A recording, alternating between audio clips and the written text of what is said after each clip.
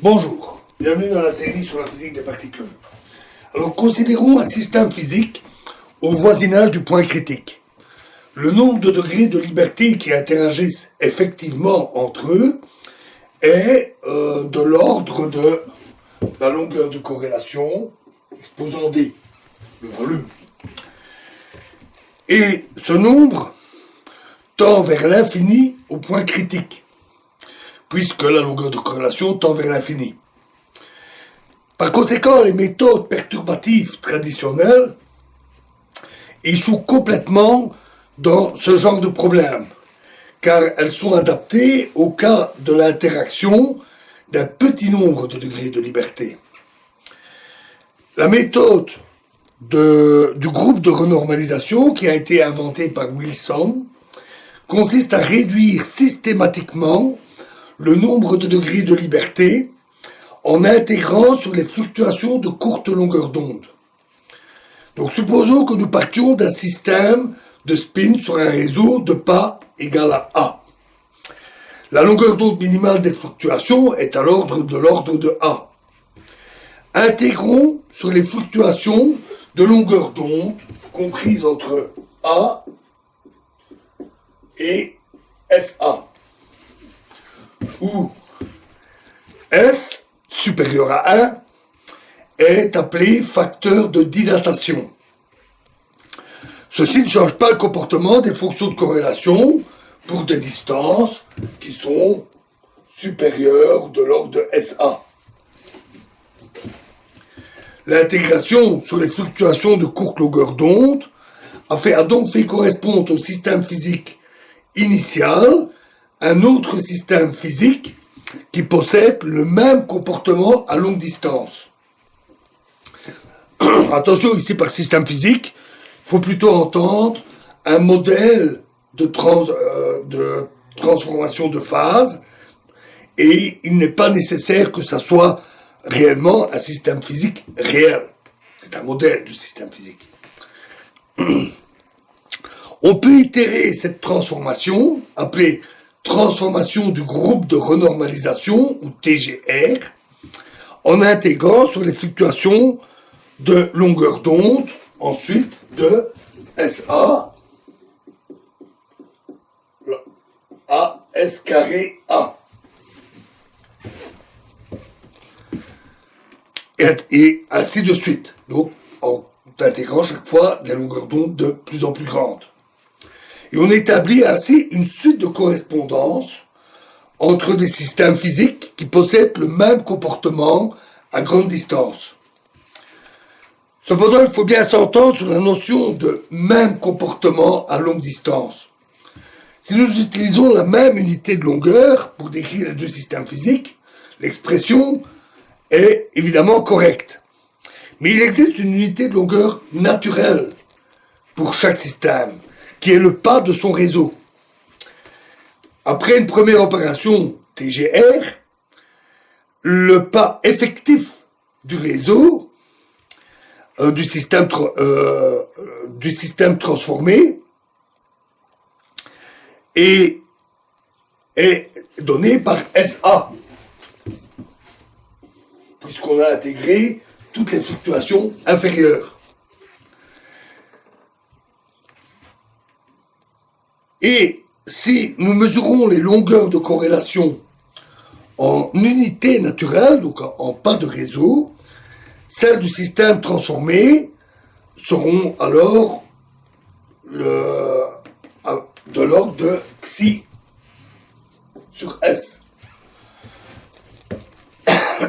Il est donc logique d'associer à chaque TGR une dilatation de l'unité de longueur d'un facteur S, qui permet de comparer les deux systèmes sur un même réseau. Au bout d'un nombre suffisant d'itérations, on pourra faire correspondre au système initial un système dont la longueur de corrélation est de l'ordre du pas du réseau, et donc on peut espérer déterminer le comportement du système, donc à longue distance, par des méthodes perturbatives.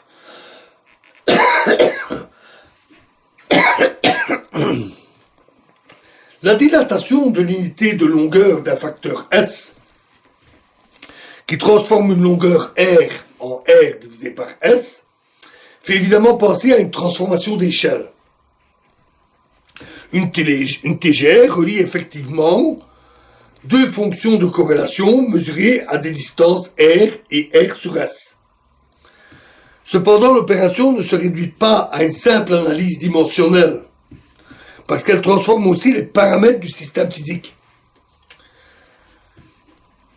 Une itération de TGR ne donnera pas d'informations utilisables sans un ingrédient supplémentaire. Cet ingrédient sera l'existence, on verra cela, d'un point fixe. En effet, autour de ce point fixe, on pourra, donc dans la variation des paramètres, on pourra se limiter à un nombre fini de paramètres, qu'on appelle des paramètres essentiels. Et dans ce cas, on pourra aboutir à un comportement assez simple des fonctions de corrélation dans une transformation d'échelle R sur S. Et on pourra en déduire les exposants critiques.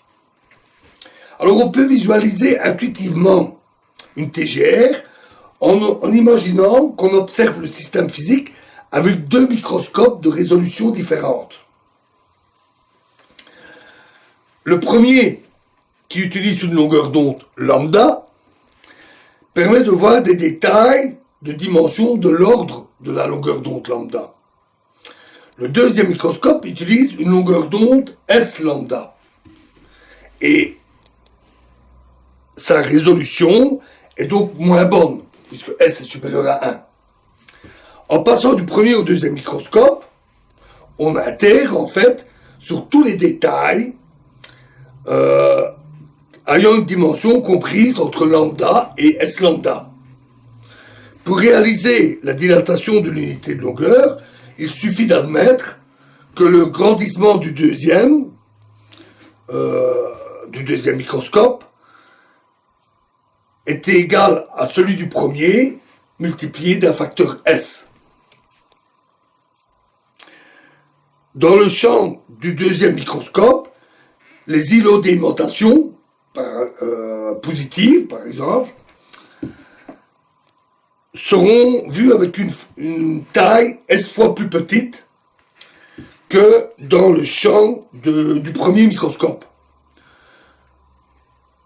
Tant que la longueur mesurée est finie,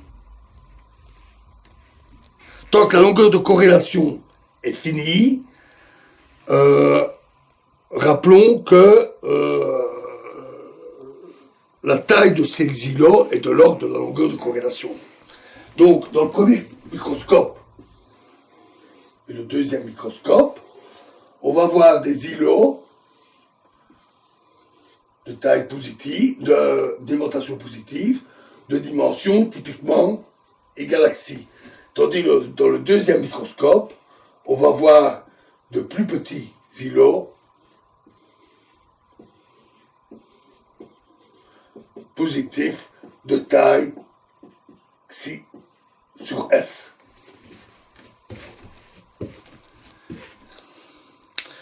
Avant de commencer l'étude du groupe de renormalisation, il est important de faire une remarque préliminaire. Le groupe de renormalisation est d'invention récente, quelques décennies, et fait appel à des domaines particulièrement complexes, notamment en théorie quantique des champs.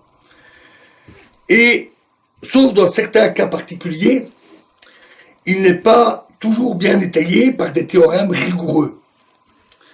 Souvent, c'est un peu intuitif dans l'approche mathématique.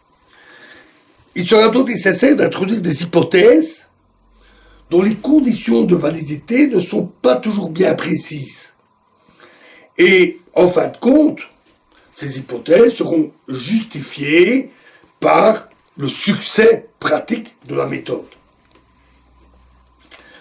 Une stratégie possible pour intégrer sur les fluctuations de courte longueur d'onde consiste à former des blocs de spin, pour intégrer sur ces blocs de spin. Ce n'est pas la seule méthode, on en verra une autre plus tard. De plus, il existe deux types de stratégies pour former des blocs. une linéaire et une autre non linéaire. Au départ, la méthode linéaire semble plus simple, elle est plus facile à décrire, plus pratique. Et on va donc commencer par cette approche. Mais les difficultés ne vont pas tarder à se manifester. Il y a des complications avec cette approche. Donc la méthode non linéaire qui semble plus simple s'avère en fait moins bonne, moins efficace. Et la stratégie linéaire va se révéler en fin de compte beaucoup plus performante. Du moins dans le cadre de calcul analytique, dans le cadre de calcul numérique, la méthode non linéaire qui se prête bien à une description simple, au départ, peut être plus facile à implémenter. Voilà, et nous commencerons cette analyse des blocs de spin dans la prochaine vidéo. Je vous remercie.